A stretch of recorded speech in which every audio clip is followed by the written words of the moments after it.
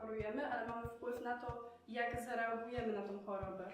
Chciałabym, żeby każda osoba, która choruje, miała szansę rozwijać swoje pasje i robić w życiu to, co uważa za słuszne. Skąd pomysł na taki projekt społeczny? Od kilku lat jestem osobą chorą na łuszczycę i od kilku lat też działam na grupach wsparcia osób chorych na łuszczycę w Polsce.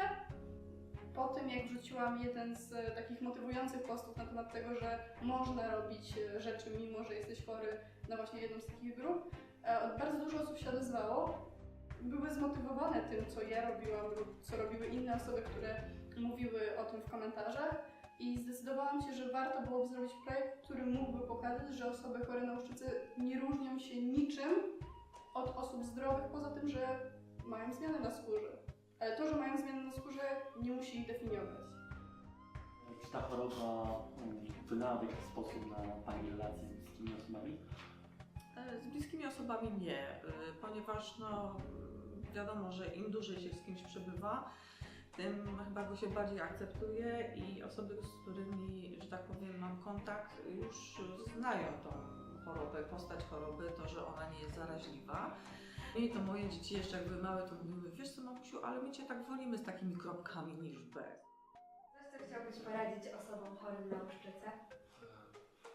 Żeby na samym początku diagnozy poczytały troszeczkę o tej chorobie, posłuchały też lekarzy, rad różnych, jak się smarować. To są takie rzeczy, które jak się smarować, tak? Ale to nie są kremy, tych maści jest mało. Ich się nie używa jak kremu Nivea, ładujemy injekcjami, tak? Nie wszystkie leki można cały czas stosować, próbować diet i trzymać się tego, że każdy ma w jakiś sposób łuszczycę. Tylko czas, żeby go znaleźć. Wiedzieć osobom, które są chore na łuszczycę. Co bym chciała powiedzieć? Że nie warto się chować, trzeba realizować to, co się kocha, lubi i pokazać ludziom, że choroba jest na granicy. Chciałabym przekazać po pierwsze osobom, które nie są chore, żeby najpierw się zastanowili nad tym, zanim ocenią kogoś pod względem jego wyglądu. I chciałam powiedzieć, że łuszczyca to nie jest nic strasznego dla drugiej osoby, dla osoby zdrowej, bo ona nie zaraża. To nieprawda, że jesteśmy brudni, nie myjemy się, nie dbamy o siebie.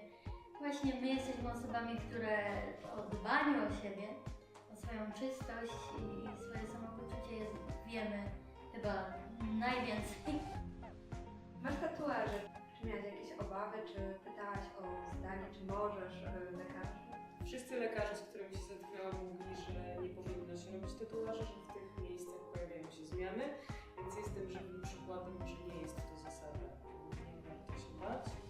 Ponadto te miejsca, nawet jeśli robią się zmiany tam, gdzie masz tatuaż, goją się jakoś dużo szybciej. W moim przypadku, nie mówię, że jest to tak zawsze, natomiast nie wierzę już w to, że ludzie chorzy na łuszczycę nie mogą robić tatuaży, a przez bardzo, bardzo wiele lat z tego powodu tatuaży nie robiono.